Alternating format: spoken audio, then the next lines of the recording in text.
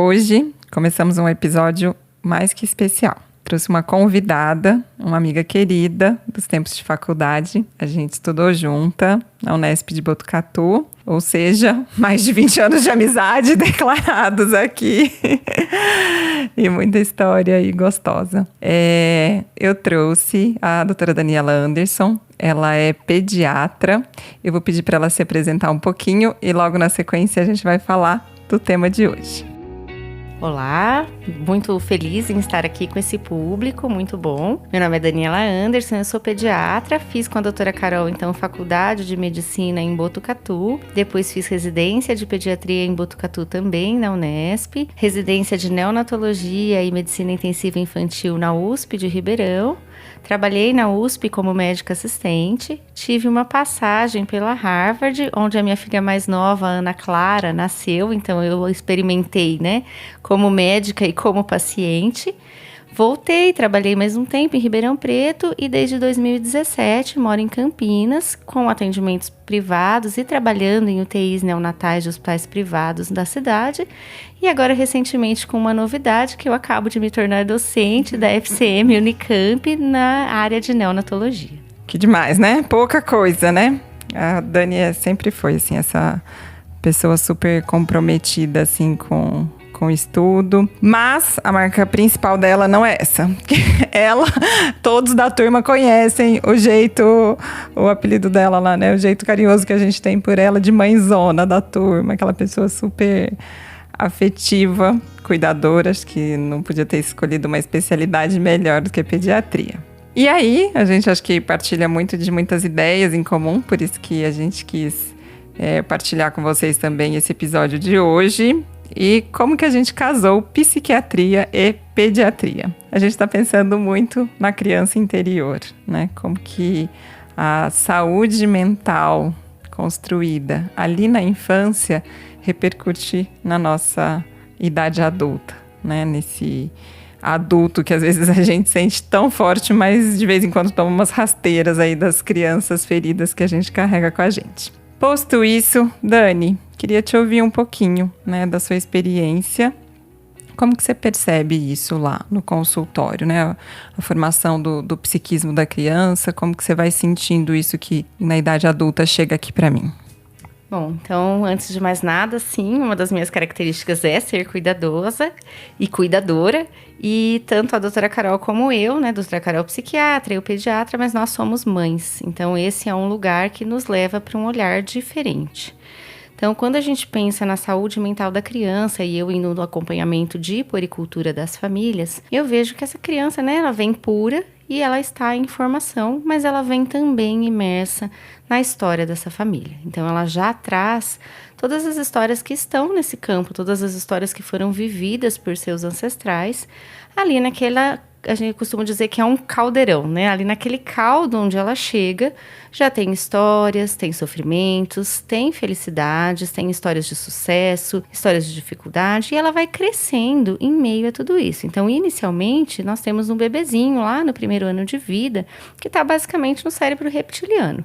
Então, é aquele cérebro do instinto, e ele está aberto para as experiências. E em decorrência do ambiente onde ele vem sendo criado, as coisas vão se moldando. E quem é a principal e primeira figura que esse ser humano em formação tem é a sua mãe. Então, no meu trabalho do consultório, é um trabalho que eu tenho feito com muita dedicação, e eu falo sempre que começa por mim, pela minha maternidade, é trazer esse espaço de cuidar da saúde mental materna. Porque a gente tem essa percepção, estudando e observando as famílias e nos observando, o quanto a saúde mental materna interfere num ambiente propício para a boa formação da saúde mental desta criança. Então, muitas vezes, a criança tem os seus conflitos porque ela não encontra um adulto cuidador que está no adulto. Então, muitas vezes, o que eu observo é que a mãe tem as suas fragilidades, a criança interna da mãe entra no comando e as coisas saem de controle. Então, assim,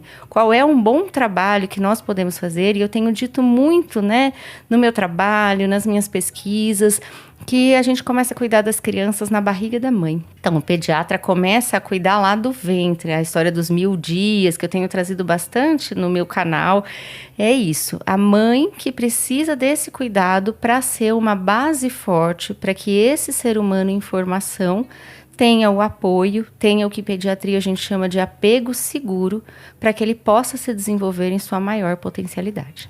Adoro potencialidade. Esse é o trabalho que eu sinto que eu faço aqui, que mais me brilha, assim, né? Eu olhar ali um potencial que pode se desenvolver. O Dani, demais, adorei isso, assim, que você falou.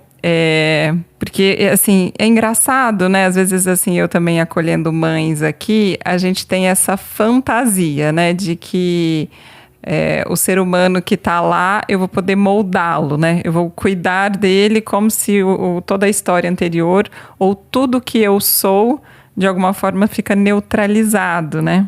E na prática não é o que acontece, porque parece que o psiquismo da criança, parece que ele está todo imerso no psiquismo da mãe, né? Então, uma mãe que não consegue estar bem, por mais que o desejo dela, e a gente sabe que o desejo de nós mães é que a gente passe tudo de melhor e exclua tudo de pior que a gente tem, isso não vai acontecer se a gente não se cuidar primeiro, né? Porque não tem essa mágica, assim.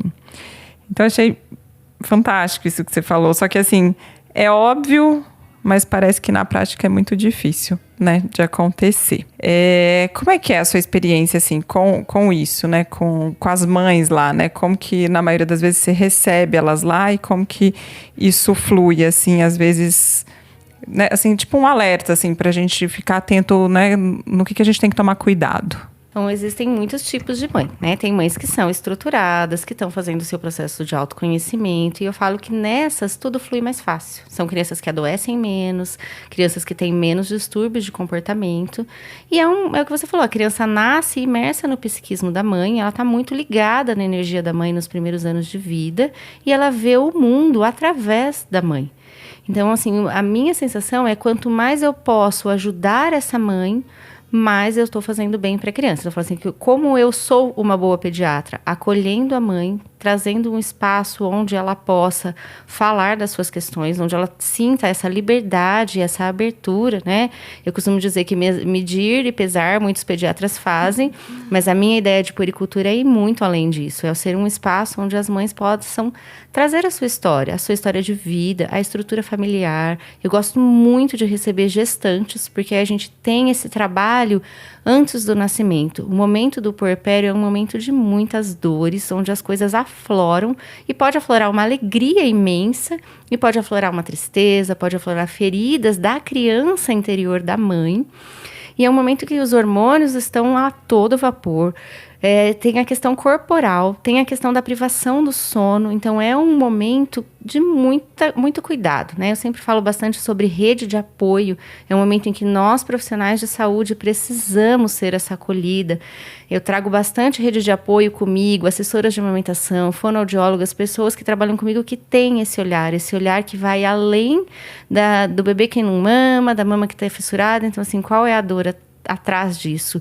E acolher essa dor faz toda a diferença. Então, quanto mais fragilizada a mãe estiver, mais é o meu trabalho de dar suporte para isso, para que ela possa falar, né? Tem muitas pessoas, nós vivemos numa sociedade em que o tempo todo a gente tem que aparentar estar bem. Então, às vezes as mães não falam assim, nossa, vou falar para a doutora isso, pelo amor de Deus.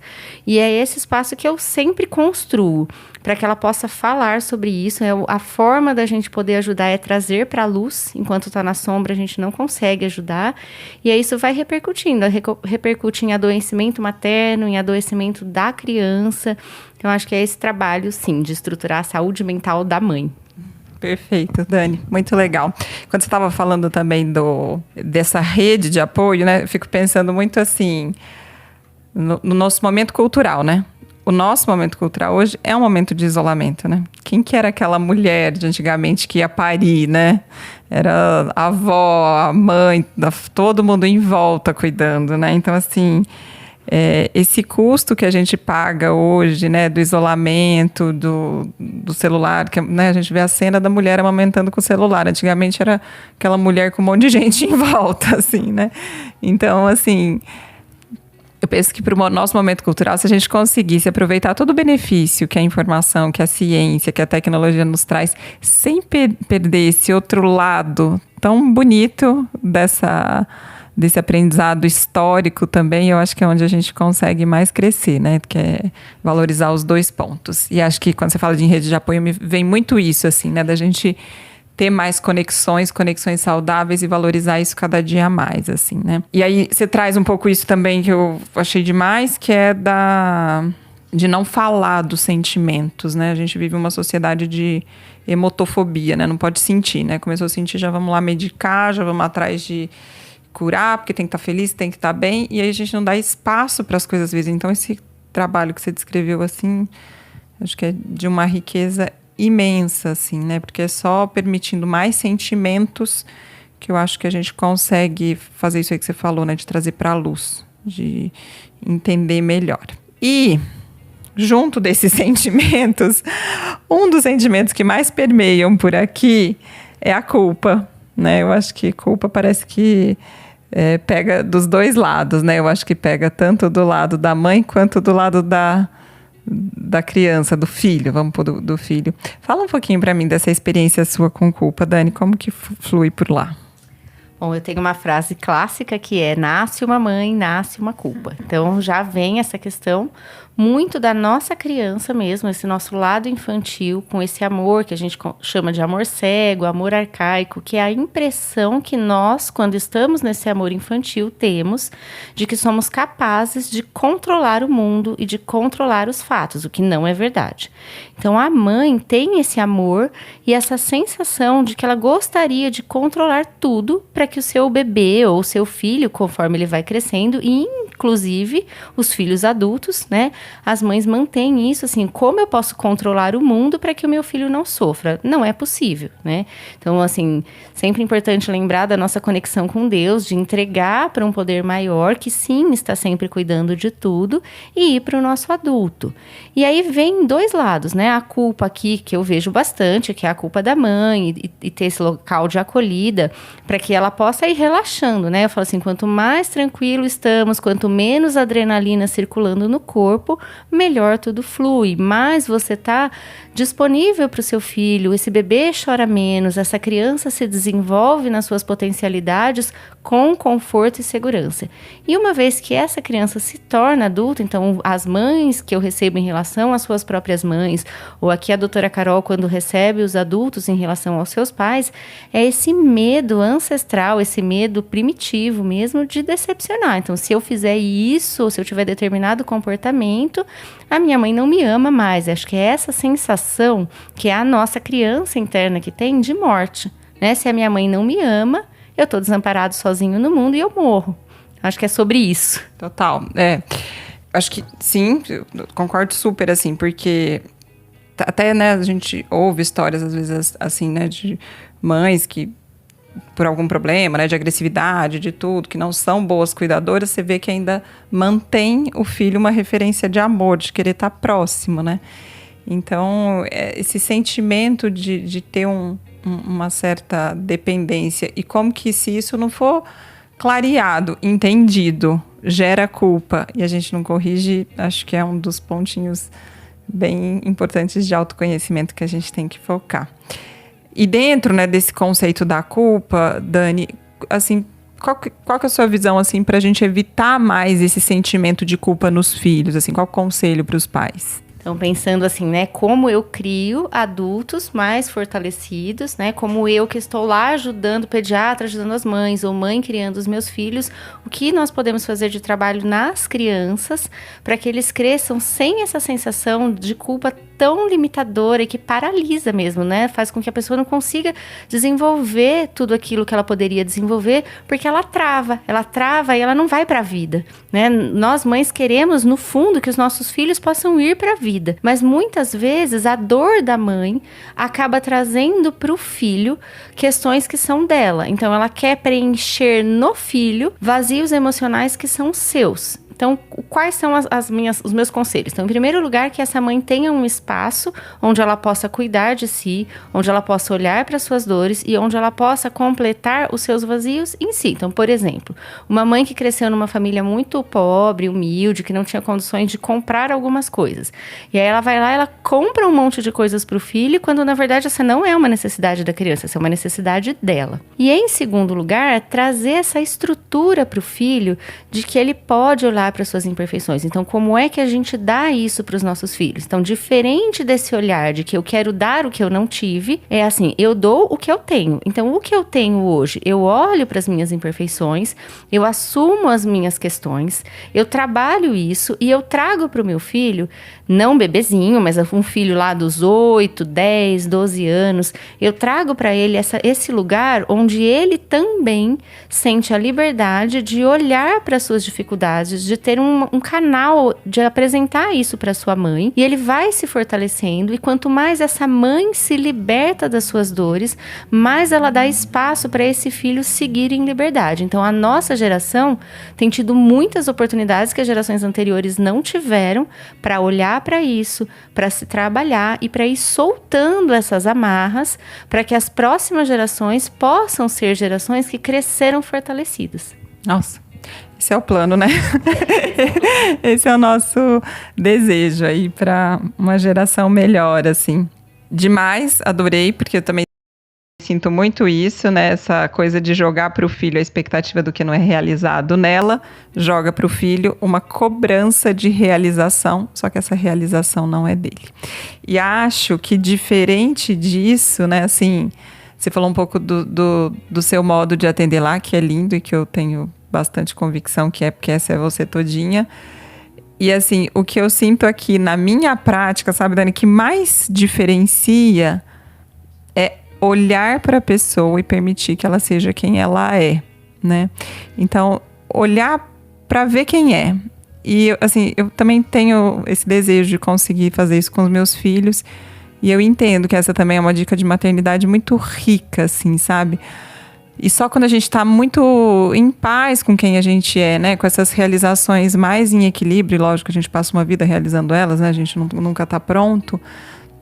Mas quando a gente está lá, assim, pronto para olhar para quem eles são e olhar para as potencialidades que eles podem ter, é que eu acho que a gente destrava, né, sentimento de culpa. Quer dizer, não é o que eu vou realizar, é o que ele tem a realizar com toda a história que ele recebe vivendo essa ancestralidade e tudo mais, né?